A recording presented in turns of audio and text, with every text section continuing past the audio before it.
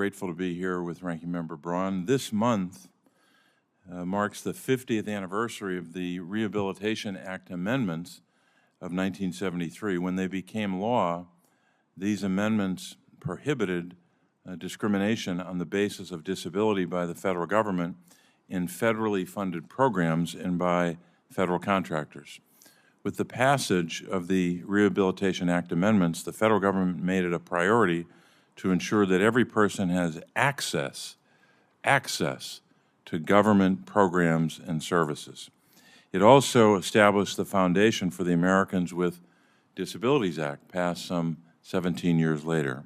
Since the passage of the so-called Rehab Act, technology has become an important doorway to government services at the local, state, and federal levels. The COVID-19 pandemic showed us again the importance of using websites and apps as a way to access government programs, services, and information. Last year, this committee examined the compliance, or I should say examined compliance, of one part of the Rehabilitation Act, Section 508, which requires federal technology to be accessible for and usable by people with disabilities. One of our witnesses, Julianne Lieberman of Devon, Pennsylvania, testified she could not access CDC's COVID data. Julianne told us at that time, quote, "In crisis times, all need access to trusted information and services," unquote. This is true for federal agencies. It's equally important for state and local governments that provide critical services, especially those related to safety and emergency response. In December of this past year, I released this report. The name of it is Unlocking the Virtual Front Door. This report found accessibility problems with technology at the Department of Veterans Affairs and unfortunately throughout the federal government. I'm pleased that because of bipartisan efforts with members on this committee and throughout Congress, some improvements have been made. The Veterans Administration reorganized its Technology Access Office and bolstered its efforts to make VA technology accessible. The Justice Department and the General Services Administration committed to new oversight and transparency of accessible federal technology. Many inspectors general are also taking a new look at accessibility. For example, the VA Office of Inspector General plans to release a report on the accessibility of VA technology in the coming months. And we've seen progress to improve accessibility of state and local government resources. In early August, the Department of Justice issued a proposed rule setting website and technology accessibility standards for local and state governments. These long overdue proposed standards are necessary to ensure people who are blind, deaf, have physical disabilities, or intellectual disabilities can access programs, services, and information provided by local and state government. So I commend the Justice Department for issuing these proposed rules. I know that the public will help strengthen them, and I look forward to the final rule to make all government technology more accessible for all Americans. These are positive steps. There are more. There's more work we can do. There are positive steps we in Congress can take. Recently, I worked with Senator Rick Scott to introduce the Veterans Accessibility Act. Our legislation would create a VA advisory committee to oversee VA's compliance with all accessibility laws. People with disabilities would serve on the committee providing important feedback. And today, a number of senators and I will introduce the Federal Agency Accessibility Compliance Act.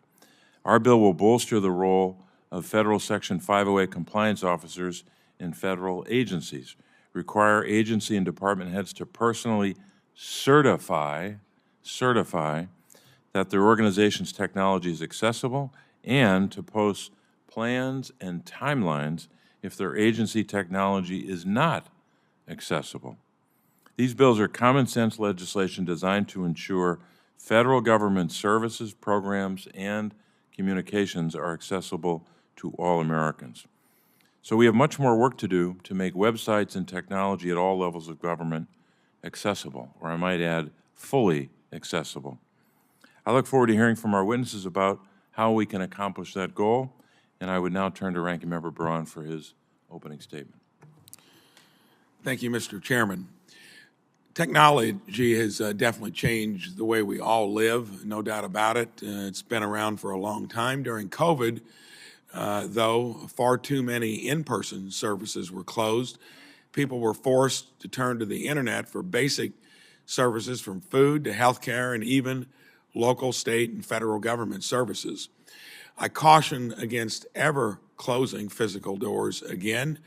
Some places, technology is not widespread. Even in a state like ours, where we've been working hard to get it into every nook and cranny, many rural areas did not have adequate, good, high-speed internet. We're relying on it more and more all the time, even though we need to keep, I think, person-to-person services open as well. We need to, with technology, design it with accessibility in mind. Section 508 of the Rehabilitation Act mandates that federal electronic and information technology be accessible to people with disabilities. However, we've heard from many constituents that the federal government has not done a good job at complying, far too often leaving people with disabilities behind.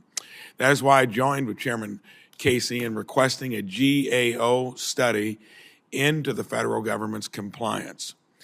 While this law generally does not apply to states, many states have taken it upon themselves to improve the accessibility of their services. States are generally going to be a lot more responsive, a lot quicker at getting something done, not to mention that they're a laboratory of different ways that might make sense for other states to pay attention to and rub off on the federal government as well. While this law generally does not apply to states in a mandatory way, it's still we should not rely on this place to craft those solutions. In Indiana, for instance, mobile and digital services are available, and we've done a good job with it. For more than a decade, the Indiana state government website has included screen readers, quarterly accessibility audits, high contrast views, and modifiable screen size. In 2021, Indiana added a new feature, Accessibility, which allows users to modify their experience for various accessibility profiles, including seizure safe, vision impaired, cognitive disability, or blindness. State works with local governments to make their website platform available to them. So far, more than 70 local governments in Indiana use the state government platform of 92 counties. That's a pretty good percentage. We've got places like Bosma Enterprises in Indiana that have been on this pursuit for a long time. It utilizes cutting-edge assistive technology and computer training programs to help Hoosiers with vision loss regain their independence. I ask unanimous consent to enter into the record a statement from Bosma Enterprises. Without objection. This type of work is not unique to just Indiana. States like Colorado, Ohio, Oklahoma, who we will hear from today, are all leading in technology accessibility. We must ensure that states do not lose the flexibility they need to continue to introduce programs and mechanisms that work best for their unique communities. I am encouraged by the state's leadership and urge them to continue to explore ways to improve accessibility. I yield back, Mr. Chairman. Thank you, Ranking Member Braun. Now we'll introduce our witnesses. Our first witness is Mr. Chris Westbrook of Williamsport, Pennsylvania. Mr. Westbrook is an experienced programmer and an accessibility engineer for Alliant, a company that evaluates whether websites are accessible for people with disabilities. Mr. Westbrook is blind, hard of hearing, and has a mobility disability. That means he knows firsthand how accessible, I should say inaccessible, websites can impact people with disabilities. Mr. Westbrook will discuss those personal experiences. He will also talk about the more common website barriers he has learned from his work. Mr. Westbrook, thank you for testifying today. Our second witness is Ms. Ronza Othman. Ms. Othman is president of the Maryland chapter of the National Federation of the Blind. She is also president of NFB's National Association of Blind Government Employees. Today, she will discuss how members of these organizations have been impacted by inaccessible government technology at the federal, state, and local levels. Thank you for sharing those stories with us today, Ms. Othman, and I now turn to Ranking Member Braun to introduce our third witness. Mr. Jay Doyle is the CEO of Service Oklahoma, a state agency focused on making it easier for people in Oklahoma to get the services they need. Service Oklahoma is a model of state innovation that has been nationally recognized. Jay is a visionary leader with a diverse career that revolves around service. His work has been recognized through multiple accolades, including the OKC Biz 40 Under 40 and Oklahoma's Next Generation Award. Jay earned his Bachelor of Science in Biochemistry from the University of Oklahoma. He lives in Oklahoma City with his wife and daughter, and I understand you had an anniversary yesterday. Happy anniversary, Jay, and thank you for being here today to testify. Thank you, Ranking Member Braun. Our final witness is Ashley Lickley. Ashley is the Americans with Disabilities Coordinator for Salt Lake City, Utah. Previously, she worked as a disability advocate at the University of Arkansas, Little Rock. She will discuss why accessible websites and apps are important for Salt Lake City, as well as the city's efforts to make its technology more accessible. We appreciate you taking the time to testify. So now we'll start with our witness statements. We'll start first with Mr. Westbrook. Please share your opening statement. Good morning, Chairman Casey, Ranking Member Braun, and members of the Senate Special Committee on Aging. I am a blind Pennsylvanian serving as the Secretary for the Board of Directors of the Roads to Freedom Center for Independent Living of North Central Pennsylvania. I also am president of the National Federation of the Blind of Pennsylvania's Deaf-Blind Division.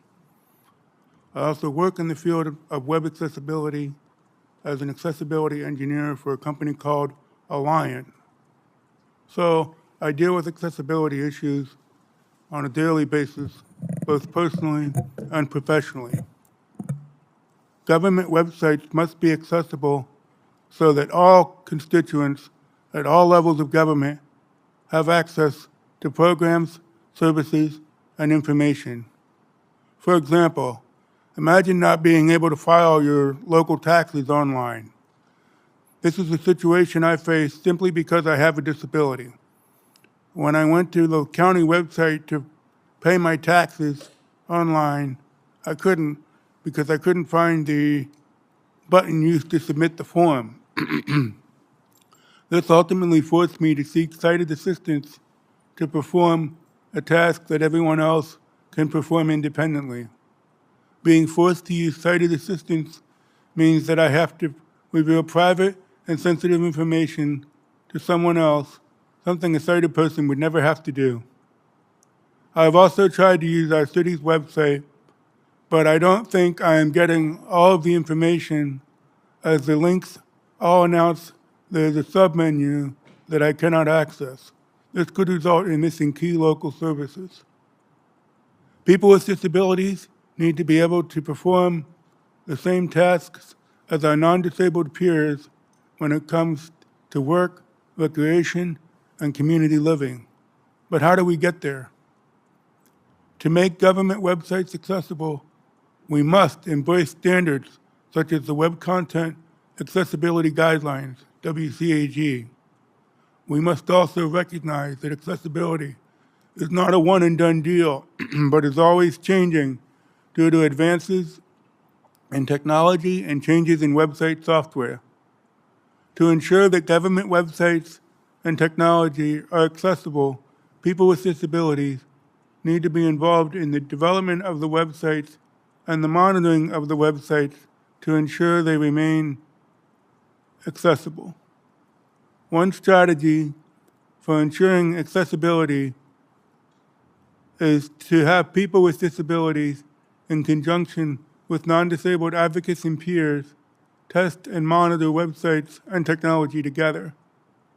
At Alliant, we perform what is called paired auditing, where a native screen reader user is paired with a sighted auditor.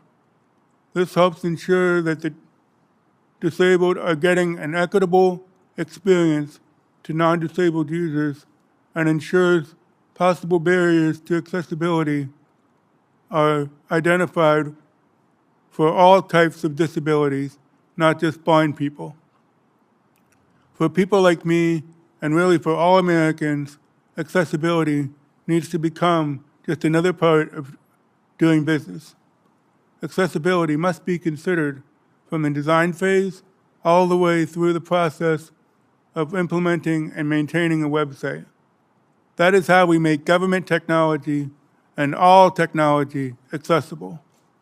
Again, thank you for your time, and I hope my testimony and expertise can move us closer to a world that is accessible to all. Mr. Westbrook, thank you for your testimony and thanks for your good work. We'll now turn to Ms. Othman for your opening statement. Good morning.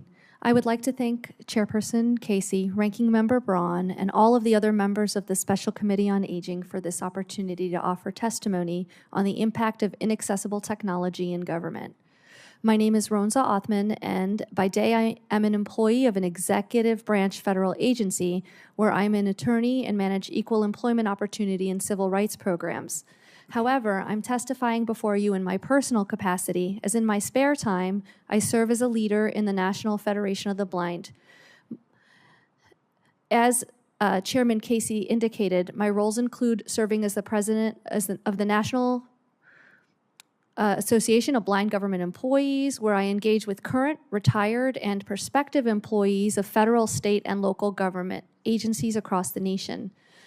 I'm also the president of the National Federation of the Blind of Maryland, representing blind and low vision Marylanders who work for government, but who also, like most Americans, engage with federal, state, and local government for a variety of reasons.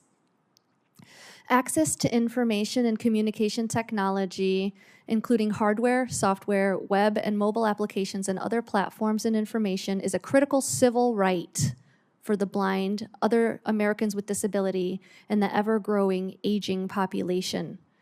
Technology has been a true equalizer for blind and low vision Americans, as well as many others with disabilities.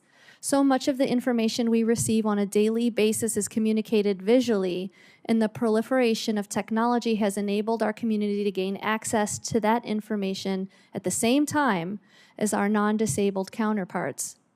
Today, I can use the phone in my pocket to operate my Ring doorbell, operate my vacuum, set my thermostat, reheat my leftovers, and half a dozen other tasks in my house when I'm not even at home. These are all mainstream technologies, not adaptations made for people with disabilities. However, the origins of these adaptations resulted in mainstream technology. In essence, when a manufacturer or developer chooses to build a product and includes accessibility at the beginning, virtually everyone can use it. But when it comes to engaging with our government, these technologies are woefully behind. Often, government procured, maintained, or developed ICT is not accessible to those of us with disabilities. It's neither difficult nor costly to make ICT accessible for individuals with disabilities. If accessibility is baked into the system at the development stage, it's simply coding in a way that ensures information is tagged properly and navigable by assistive technology. Imagine making a pizza and adding the pizza sauce. Now, imagine making a pizza and omitting the pizza sauce prior to baking it. Then imagine trying to put the sauce on after the pizza has been baked, sliced, and even some of it served. It's a difficult but not impossible task to fix the pizza, but it would have been a lot easier to just have added the sauce from the beginning. Here are some examples of our members have experienced that illustrate the impact of inaccessible technology. A substitute teacher in one county school district was told that she would not be assigned to the district's middle schools because their attendance recording system was not accessible with her screen reader. A state employee newly hired to work at a call center for a state comptroller's office had her job offer rescinded after the state determined its tax information database was not accessible with assistive technology. A Department of Defense employee was kicked out of a training program in which she had been enrolled for 5 years and had nearly completed when her agency determined that its testing systems for certification were no longer accessible to assistive technology users. Dozens of state employees in a number of states who use the same software application could no longer enter their time and attendance in their state's timekeeping system due to updates that broke accessibility. Law enforcement entities have to enter information about law enforcement officers that are under investigation, which would then potentially render their testimony problematic. Prosecutors have to check those databases and disclose in discovery if any officers are under investigation. However, if they fail to do so, the entire case is likely to be thrown out and potential criminals are set free. In the last few weeks, I've heard from 2 different blind prosecutors from different sides of the country who have had near misses in terms of disclosing this information to opposing counsel in discovery. The reason? The system is not accessible to assistive technology. Imagine a scenario when it wasn't a near miss, but because the prosecutor didn't have effective accessible tools, they unknowingly failed to disclose such information, which resulted in a case being thrown out and a potential violent criminal being released to commit another crime. Had the technology been accessible, this wouldn't be a concern. These are just a handful of examples, but there are hundreds, if not thousands, of others. In my written testimony, I shared some recommended actions that will improve 508 compliance across the federal government. Chief among them is that the Access Board must be sufficiently resourced to do the job it has been tasked, and there have to be improvements in accountability and enforcement across the federal government. I also shared in my written testimony information about which states have laws and policies related to technology accessibility. I shared some of the recommendations for state and local government to improve in this area. One key framework will be the ADA Title II regulations. However, the notice of proposed rulemaking proposes 7 new exceptions that are so problematic that they will erase decades of progress in the accessibility space. We strongly urge the Department of Justice not to adopt any of those new exceptions. We work in government, those of us who do, because we care about this country and the people who live in it. Though our eyes don't work in the typical way, we are capable of serving the public and doing so well, provided the technology is developed with basic accessibility in mind. In a day and age where technology advances at the speed of light, we are not limited by our disabilities. We're limited by the government that fails to include our needs in its technology infrastructure. This is not a capability problem. This is a willingness problem. Do federal, state, and local government have the willingness to be different? Only time will tell. Thank you very much. Ms. Othman, thanks so much for your testimony. Before turning to our next witness, we were joined by Senator Blumenthal and Senator Kelly as well. Mr. Doyle? Honorable members of the U.S. Senate Aging Committee, I'm honored to testify here today to tell Service Oklahoma's story on how we are improving accessibility of government services for all Oklahomans. Home to 4 million people, the state provides vital services to citizens during some of the most important times of their lives. From obtaining essential documents like birth certificates, driver's licenses, motor vehicle registrations, and professional licenses, to facilitating employment opportunities, Oklahomans rely on efficient and responsive government services. However, as we have witnessed, these services are often necessitate navigating a labyrinth of agency websites, offices, and phone numbers, a problem magnified during the pandemic when access to these services became more critical than ever. Citizens found themselves waiting on the phone for hours or even camping outside agency offices overnight just to secure their spot in line. It was clear that a transformation was needed. Service Oklahoma was created by the Oklahoma legislature in May of 2022 with a mission to ease citizens' stress in navigating and obtaining government services while providing a great experience. Starting with your stereotypical DMV services, Service Oklahoma started the administration of our driver's license program in November of 2022 and our motor vehicle program for the state in January of 2023, transferring those existing functions and employees from the agencies that previously offered those services. Today, we're responsible for 7 million transactions and generate almost $1 billion in revenue for the state on an annual basis. The overarching goal of Service Oklahoma is to create a seamless, consistent experience, regardless of whether you visit our website, call our customer support representatives, or come see us at one of our strategically located locations spread across all counties of the state of Oklahoma. We want to meet Oklahomans where they are, designing services around the citizen, making services easy to understand, available when and where they need them, and being proactive instead of reactive.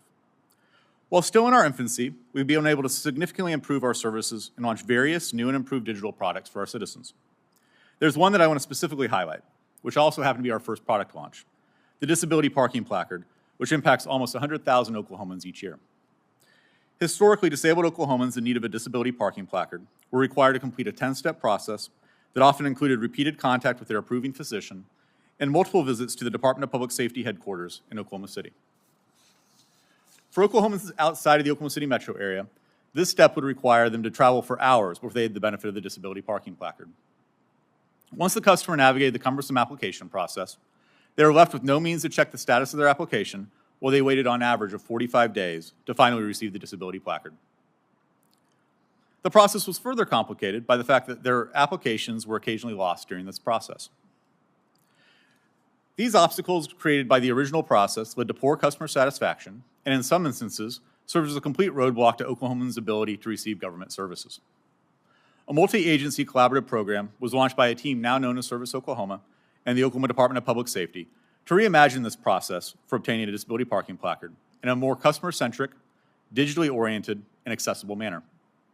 The team also worked with the Oklahoma Medical Board to engage physicians in this pilot process. The high-level strategy behind the digital disability placard was to understand existing pain points from the perspective of all stakeholders, but especially the customer, and iteratively improve each version of the online product based on surveys and interactions with disabled Oklahomans, employees who process the applications, and physicians. The resulting disability placard product dramatically improved the experience for all stakeholders involved. Customers now have the option to apply online through an easy-to-find and easy-to-use form with no in-person visits required.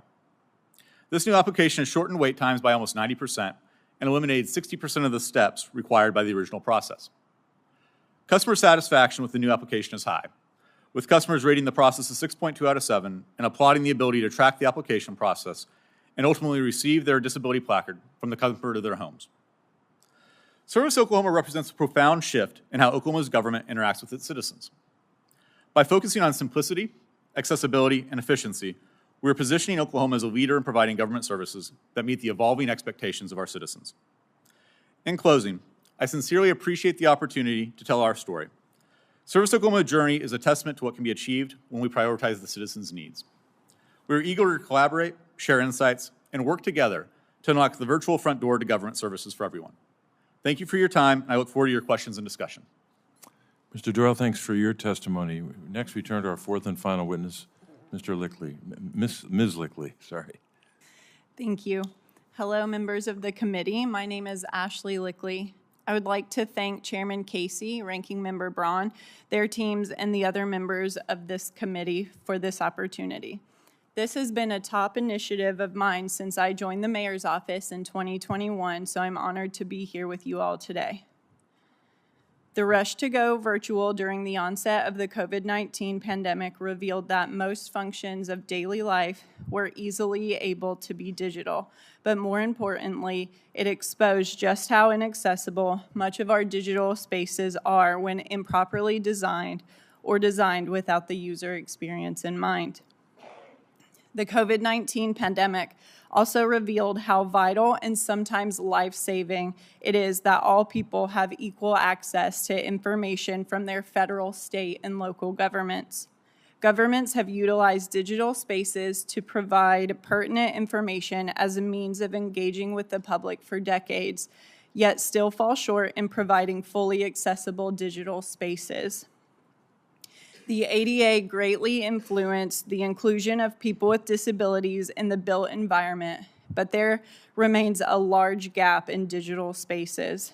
Governmental entities want to be accessible to and inclusive of their residents, but unlike stairs or narrow walkways, inaccessible features of websites and other digital spaces are invisible to those who do not rely on them unless they have been trained to seek out and remedy these barriers to access. Salt Lake City's current website templates are often inaccessible with little ability to adjust template features. The city is migrating to a new system that will allow for greater flexibility in fixing any accessibility issues.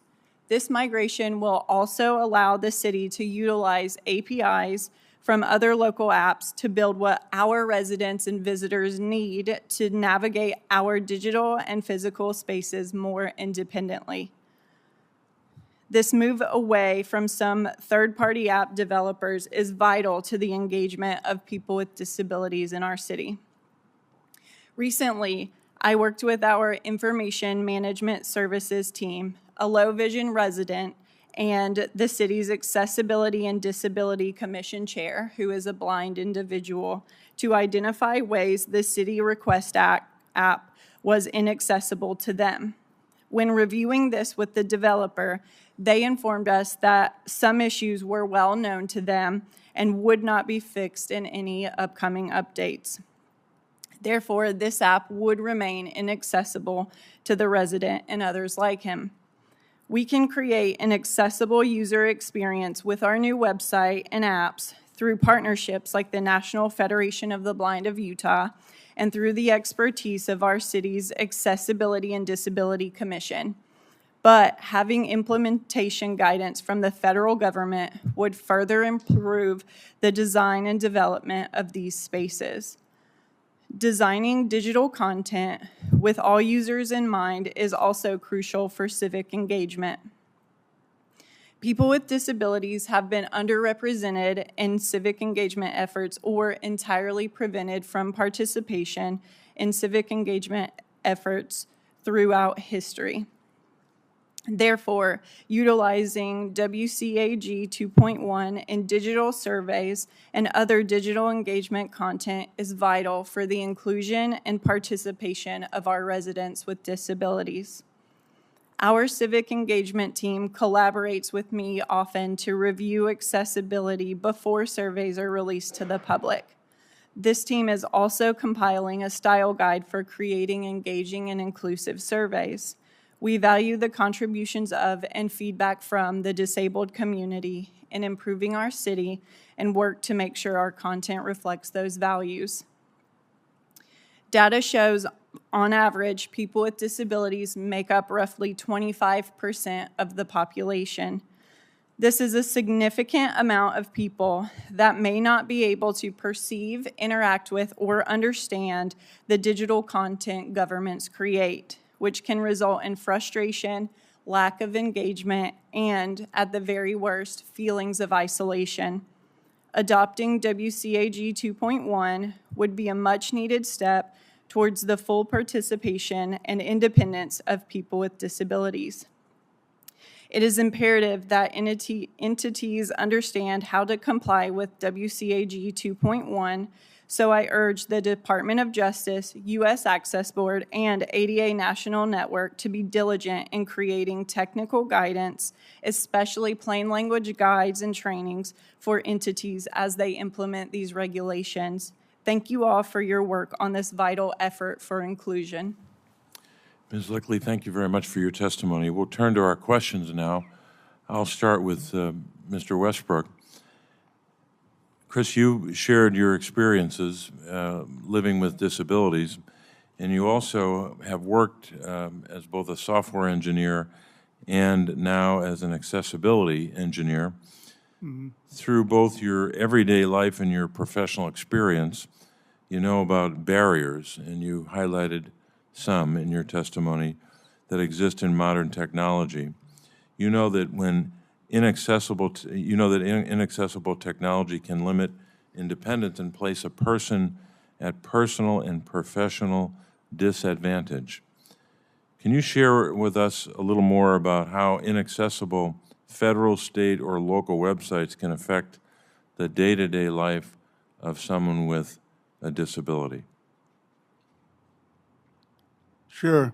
So I just heard from a friend yesterday about this new, they were trying to file for unemployment, and they were stymied, I guess you could say, by this ID in me. I guess it's like a new way to verify somebody's identity. It uses a camera and stuff like that, and they couldn't get past it.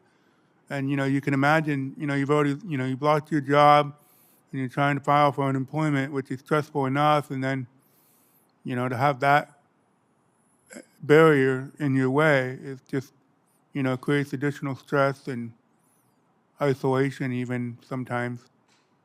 So, yeah. And you had made reference in your testimony about when you were completing a form. I don't know if you could just refer back to that, completing a form and just finding the right button and barriers like that. Can you walk through that? Yeah, so buttons need to be coded in such a way as to be so that the screen reader can tell that they're actionable buttons. And if they're not coded the right way, they can just look like normal text, and sometimes even if you do think it is the right button, if you hit enter on it or whatever using a keyboard, it doesn't work because it's expecting a mouse. It's set up for a mouse user to click on it. And sometimes, depending on how it's coded, no amount of keyboard input will make it work. And that was the case with that particular form. So is it true you end up using kind of workarounds to compensate for it? Yeah, there are a few services out there. One of them is called IRA, AIRA, and that is a service that you can call and get a sighted assistant they can do anything, but they can connect to your computer, in this case, through remote technology and control your computer as if they were you. So you can tell them what to do, and they can help you navigate the website. But that's a paid service. And so, it's not free, so some people might not be able to afford it. You only get a certain number of minutes per month, so, it's really important that technology be made accessible and that these workarounds are just that, workarounds. Sometimes we just have to get the job done. We just have to do what we need to do. But ultimately, it's really important that technology be made accessible. Yep. Well, thanks very much for that. Ms. Othman, I'm going to make reference to the history of the 50th anniversary of the passage of the Rehabilitation Act amendments, as I mentioned earlier. These amendments were really groundbreaking. It, among other things, created the U.S. Access Board. The Act states in part that it requires, quote, access to programs and activities that are funded by federal agencies and to federal employment, unquote. For both the public and for federal employees themselves, a key pathway to accessing federal agencies and programs is through the technology that we've talked about. The Department of Justice issued a report 10 years overdue that showed that only 20%, just 20% of federal websites are accessible at best. I'd ask you this: what do you consider the most common barrier to website and technology accessibility at all levels of government? Thank you. That's a great question. I believe that the most common barrier to website and any type of application related to technology is knowledge, education. People don't know that they have to do it, or they don't know how to do it, and so they don't do it. The other, on par with that, is also prioritization. If we prioritize accessibility at the same level that we prioritize security, privacy, other technology-related aspects, so many people with disabilities wouldn't be left behind, because there are problems with privacy and security when you are standing at a Social Security kiosk and you have to use a security guard or you have to use a bystander and tell them your Social Security number so that they can get you into the kiosk to tell Social Security Administration that you're there for an appointment that you've pre-scheduled. Or when you are standing there talking to the receptionist at the VA, sharing your medical history so that they can fill out an inaccessible form for you, and now they and everyone within earshot can hear you. And so I think it's both the lack of knowledge and understanding, but also on that same level is the non-prioritization of accessibility on those same lines as security and privacy in the federal space. I think it's a good way to think about it. Ranking Member Braun. Thank you, Mr. Chairman. I'll have two questions for Mr. Doyle and one for Ms. Othman.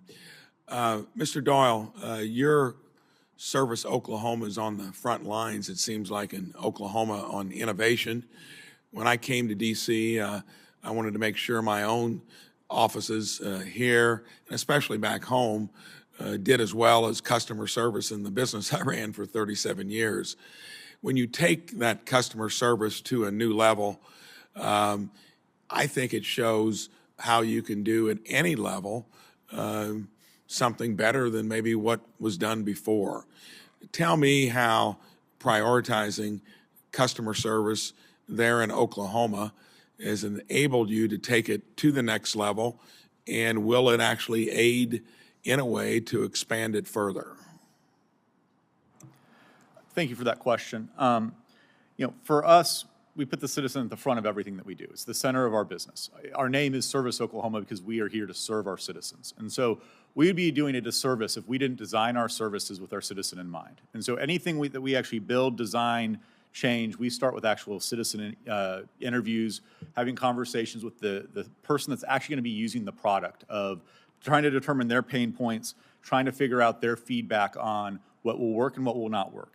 And we also want to believe that our methodology is really iterative. And so even after those initial interviews, that's not where the feedback loop starts for us. Is even after we initially launch a product, and even into all of our products today, at the end of every service, it actually asks a citizen for feedback. And we want feedback for how can we improve the service we just provided or offered you. And then we actually take that to heart and actually continually try to change and improve the products that we offer.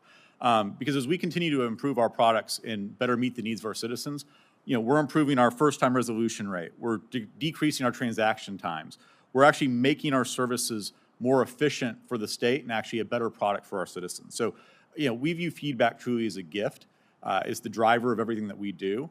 The products in our product roadmap of what are we going to innovate or what are we going to improve next is really truly driven by customer feedback and what are the needs that we're hearing and seeing on the front lines from our citizens. Thank you. Second question would be involving federal regulations. Whenever we're going after improving or doing it right in the first place, there sometimes can be a conflict between. Sometimes it works well together. How have the federal regulations dovetailed with what you've been trying to accomplish in Oklahoma, and has it made it easier or harder to arrive at better results? We always are looking at both our federal and state regulations. Obviously, we're in a fairly regulated, highly regulated industry just from the services that we provide on a day-to-day basis. We want to be sure that we're not violating any statutes, both federally and locally, as well as jeopardizing any potential funding. So I think those are obviously key items that we're looking at. I'd say additionally, we're examining how can a burden of regulations or compliant requirements have on the speed to launch or the cost to actually implement a product. So I think we're definitely having those conversations and concerns as we're looking at future products. But for us, the really decision-making for where we go with our products and how can we actually provide us a better service is really, again, back about the customer. Is it going to generate a substantial benefit for our citizens, either through a simpler experience or more accessibility to services? What are our development or ongoing costs going to be when we're launching a new digitally enabled product? Because ideally, that shouldn't cost us any more than it was previously to offer that service. So we really want to be focused on being good stewards of taxpayer funds. And then finally, what's the impact on the citizen? Is it going to impact a high number of citizens or have a significant impact to their lives are really the real drivers we're looking at when deciding what services to kind of bring online. Thank you. Ms. Othman, last August I joined Chairman Casey in asking the GAO to study the federal government's compliance with Section 508. This study will examine how the federal government complies with laws requiring accessible technology. In your opinion, to what extent does the federal government comply with laws requiring accessible technology? Thank you, Senator, for the question.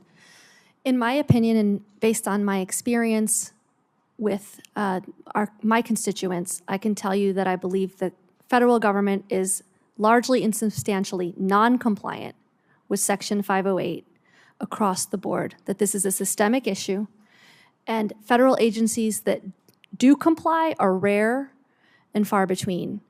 I can also tell you, Senator, that the number of complaints that are cataloged and processed is both significantly less than the number of issues that actually exist, and also based on underreporting to Congress and other entities. Most federal agencies don't have a structure for 508 complaints processing, so we don't actually know how bad it is. Added to that, no employee wants to sue their employer or file a complaint. Most employees will try to find workarounds. They will spend lots of time doing this.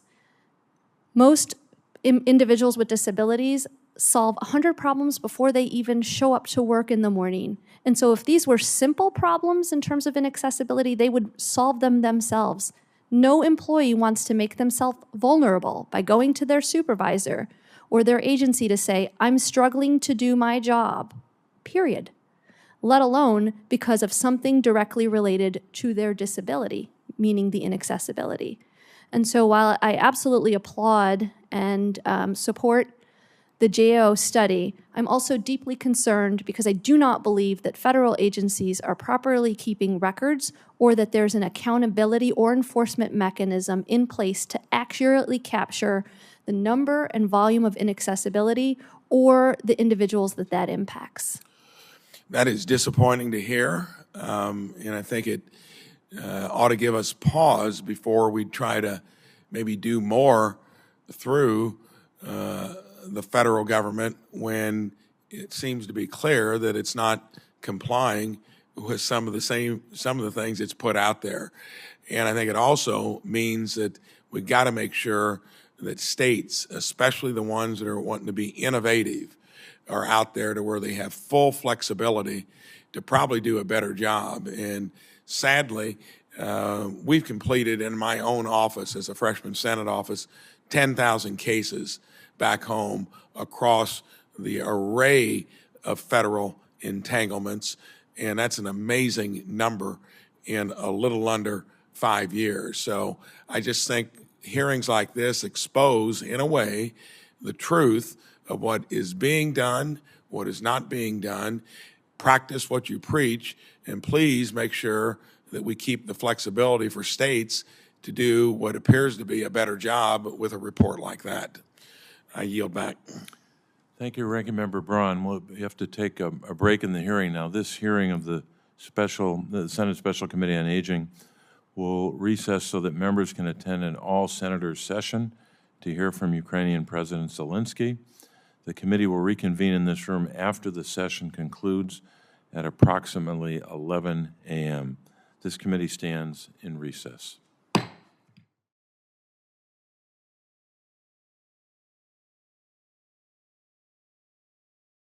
Take a break to listen to President Zelensky. It was an honor to be able to do that. I know we're starting late, so I'm going to go right to two of our senators who are here waiting patiently. Senator Scott of Florida.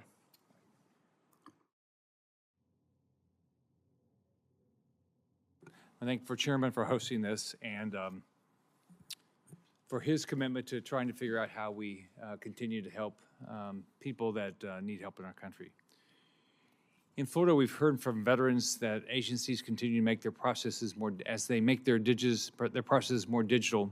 It's becoming increasingly difficult for disabled veterans to continue to receive the care and services they're accustomed to. For example, the VA Beneficiary Travel Service self-service system has been a physical form for years. VA Form 103542. And as the VA made the program digital in July 2020, we have veterans who are being told they cannot file this form in person, yet are unable to use the online BTSSS process portal for a variety of reasons, including disabilities that inhibit their ability to use the online system and they're suffering from not receiving their benefits in a timely manner. Clearly, I think all of us would agree that's got to get fixed.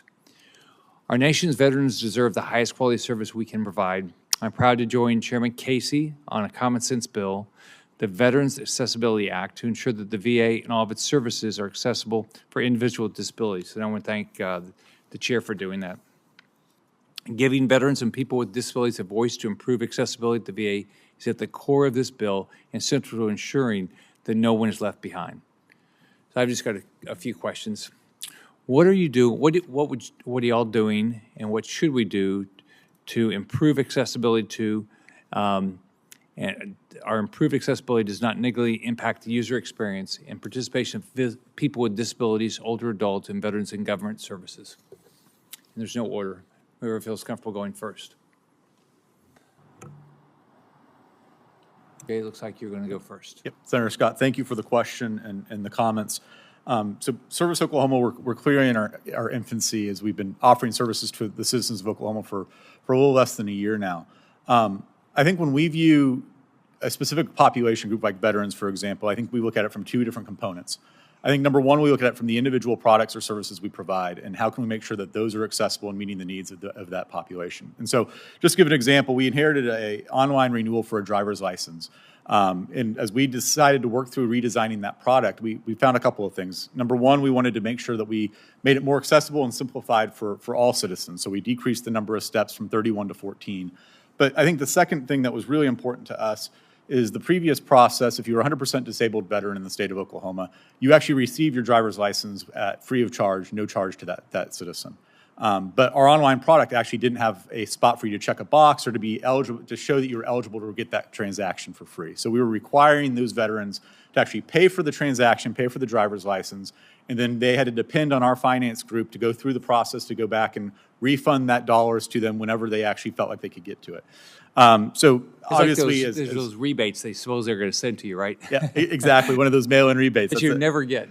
Exactly.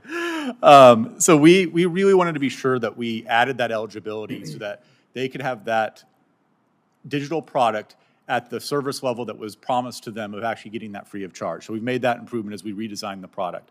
And so that's an example at the individual product level. I think from a population as a whole perspective, in the state of Oklahoma, there's a variety of different organizations that offer benefits or services to veterans specifically, and obviously other user groups. And so in our mid to long-term plans, what we really want to do is centralize those locations of those services so that a veteran doesn't have to sit there and try to guess which agency provides which benefits or which services, and also have an idea of what services are actually available to them. And so we want to put that in a centralized location, really design it around what their tendencies would be as an actual user or as a customer, and also based on their actual persona, so what actually might be eligible to a 100% disabled veteran, as an example. And so really, we want to be sure that we're trying to alleviate those frustrations, increase that experience, but also make it a lot more accessible to those veterans and all citizens in Oklahoma so they have an idea of what services are available and how to actually achieve those services. Okay. Anybody else? Ms. Osman, would you like to say anything? Thank you, Senator, for the question. I can speak about individuals who are veterans who are blind, and in terms of the, many of them have lost their sight in service to our country. When they come back, though, there's such a digital divide because they have, prior to losing their vision, they had relied on it, and if they did have access to technology or they used technology, it was very visual. And so first and foremost, I think one recommendation for government is to meet individuals where they are and provide a multifaceted approach. We certainly do not support the elimination of paper-based applications or the elimination of in-person submission because some people are always going to need that. The technology, you don't wake up at a military VA hospital, and all of a sudden you're capable of whatever your limitation is, just jumping right past it to be able to do TikTok and all of the other things that people have done. And so we need to make sure that the applications and access systems are multifaceted. There are, though, some advancements with technology that we also, I believe, need to focus on. There are things like think of your smart speaker. There are lots of things that you can do with it now by voice command that you couldn't before, and that veterans could benefit from those sorts of things. Automated phone services. I think, most importantly, it's to have multiple avenues of accessing our government products and services, because each individual has a disability that's going to differ from the person next to them. And so we want to make sure that we're not going 100% digital and eliminating the manual process that some individuals need, or going 100% manual where there's so many other people with disabilities who cannot access and lose access to systems and services. Thank you. I want to, I know my time's up. I just want to thank the chair for hosting this, and I want to thank him for the quality of the individuals that he's brought here to give us information. Senator Scott, thanks very much for your questions, and thanks for working with me on the Veterans Accessibility Act and for being here today. Before introducing my colleague from Pennsylvania, I wanted to note for the record something I mentioned in my opening, but I didn't list the co-sponsors. There's another bill, the Federal Agency Accessibility Compliance Act, and that is co-sponsored. I'm a sponsor of it with the following co-sponsors: Senators Fetterman, Blumenthal, Gillibrand, Duckworth, and Sanders. So I'll now turn next to Senator Fetterman. Thank you, Mr. Chairman, and it's an honor to have you as my mentor. And to welcome, thank you, all of you here, and thank you for coming. And for me, it's been a very personal issue with me. And I'm going to show this, and then I'm going to describe this to others. This is my iPhone, and this is a transcription service that allows me to fully participate in this meeting and conversations with my children and interacting with my staff. I had a stroke about 18 months ago, and I have lost my ability to fully process language. And I like to think I was an empathetic person, truly. But until that happened, I've raised to a whole different kind of level as well. And it's profound to know, though, that I never really considered that without this kind of technology, I couldn't watch television. And I can't imagine if I didn't have this kind of a bridge to allow me to communicate with other people effectively. And, because I live in a political environment, I was ridiculed and made fun of because I wasn't able to process things sometimes or say things. So I'm so sorry that I'm sure many of you had to go through this kind of thing. I was lucky that I was lucky enough to go through my life, the vast majority of that, without this kind of disability that I have. But again, I can't imagine and how the challenges, and I admire everyone that has to kind of live with these kind of struggles and prevail over them. And the questions that I have is really more of an open-ended kind of question to everyone on the panel. How can we become more empathetic, more responsive, and more effective senators to provide the kind of support and services that anyone in these communities deserve to be a citizen here in our nation? Mr. Westbrook. Yeah, I think it just takes political will and, the will to become accessible. It takes making it a priority and just, deciding that it's going to be a priority, like Ronza was saying earlier, and on the same level as security and privacy and all that kind of stuff. Accessibility just needs to be another part of doing business, as I mentioned in my testimony this morning. We wouldn't think about building a building without putting in a ramp, to get into the building now. But now we need to think about building websites and digital technologies to make them more accessible.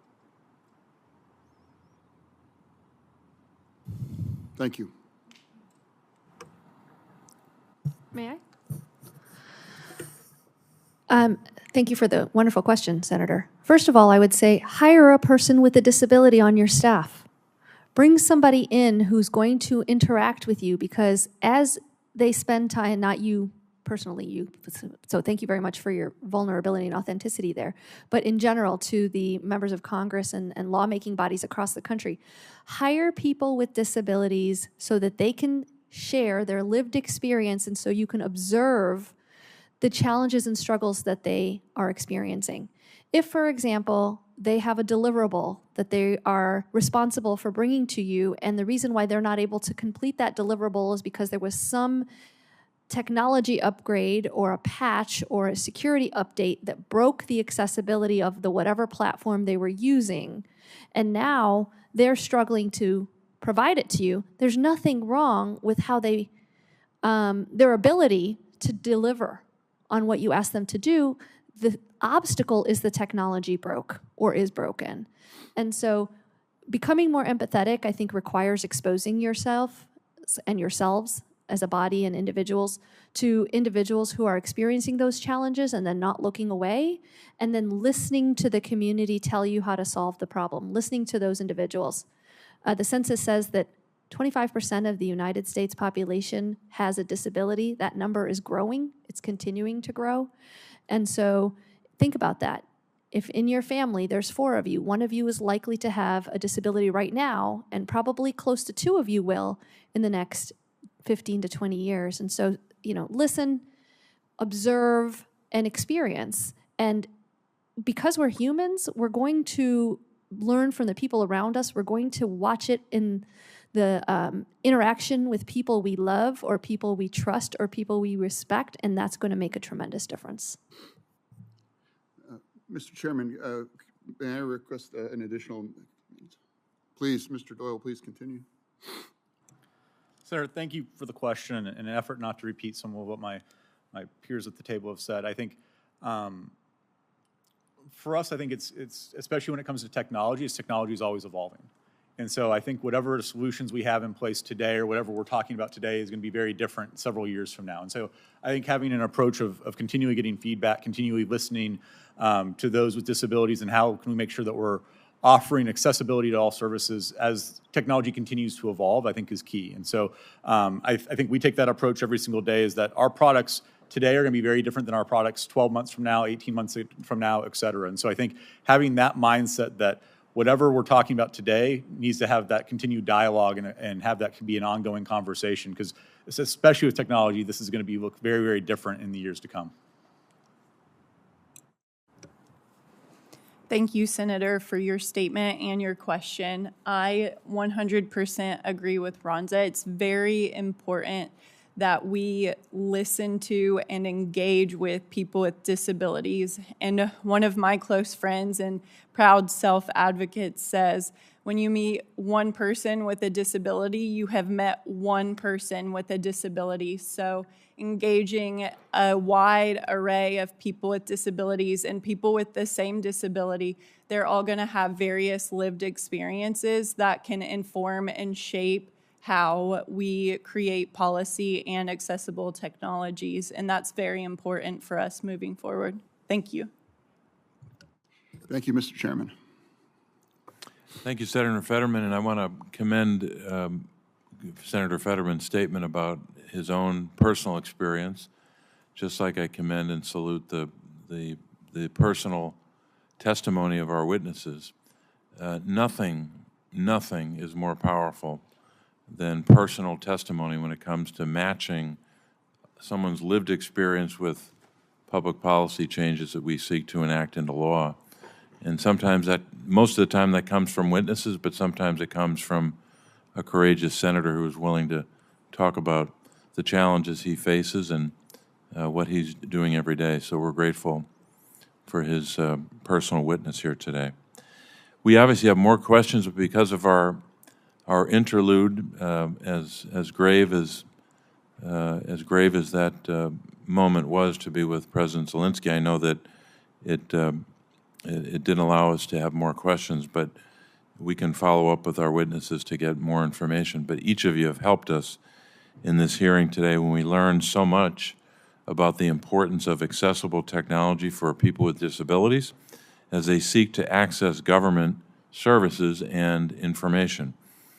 This is a very timely issue. Every level of government now uses technology, as I made reference to earlier, the front door for programs and benefits. Accessible government websites, apps, and other technology are critical for people with disabilities who need access to veterans benefits, or to read a bus schedule, or simply to pay their taxes. America's population is aging rapidly, and older adults are more likely to have a disability. When federal, state, and local technology is not accessible, that digital front door is locked. The testimony of today's witnesses highlighted the importance of government efforts to ensure that accessibility. Mr. Westbrook highlighted the personal impact of an inaccessible government website. Ms. Othman discussed examples of inaccessible technology at every level of government. Mr. Doyle discussed his state's innovations in accessible government technology. Ms. Lickley discussed her city's efforts to make their technology accessible. Through the efforts of the Biden administration and the bills that I and my colleagues, I made reference to earlier, Senator Scott, Senator Fetterman, and others who have co-sponsored these bills, all of these proposals will help us make all levels of government technology accessible to people with disabilities. I also ask unanimous consent to enter a document into the record, the VA's most recent Web Accessibility Report from August of this year, August 2023. This report details steps the VA has taken to improve accessibility of its technology in response to bipartisan congressional oversight. So we will add that document to the hearing record. And I want to make reference to additional questions for senators. If any senator has additional questions for the witnesses or statements to be added, the hearing record will be kept open for 7 days until next Thursday, September the 28th. But again, I want to thank our witnesses again and those who are appearing today in the hearing room behind our witnesses for your time today as well. So thanks for participating, and this concludes today's hearing.